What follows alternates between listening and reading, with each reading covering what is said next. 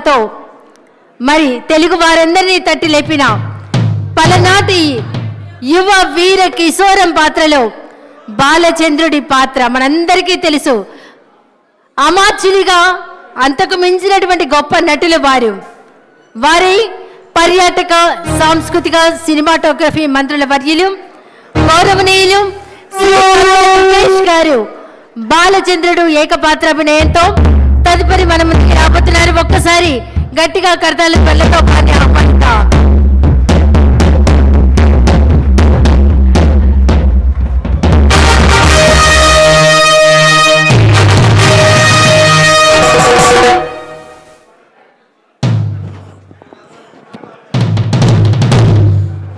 ఇది అడ్డొస్తుంది. ఇది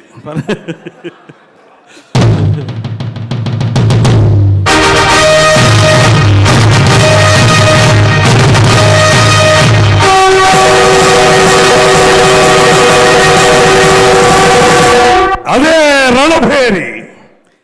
ఈ ఘోర కలికి, ఈ మారణ హోమానికి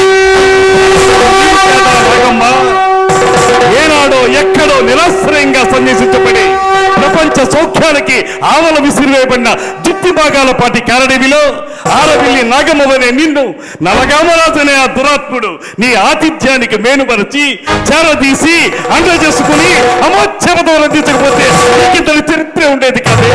అఖండ పలనాటి సీమ ఖండ ఖండాలుగా నరకబడి అంతఃకలహాలతో రొమ్ము గుర్తుకుని పోయేది కాదే, రొమ్ము గుర్తుకుని పోయేది కాదు.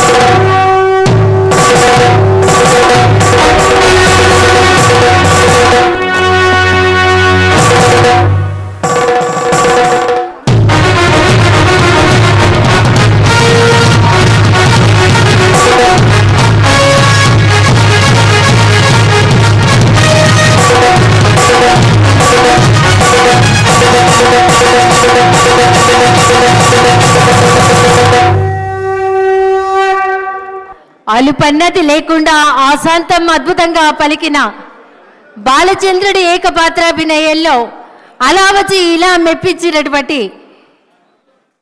గౌరవ పర్యాటక సాంస్కృతిక సినిమాటోగ్రఫీ మంత్రివర్యులు శ్రీ కందుల దుర్గేష్ గారికి ఒక్కసారి గట్టిగా కర్తల త్వరలు అందిద్దాం.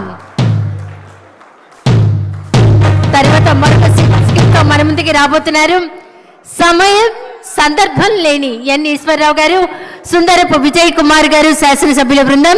ఒకసారి కర్తాల త్వరలతో వారిని ఆహ్వానిద్దాం.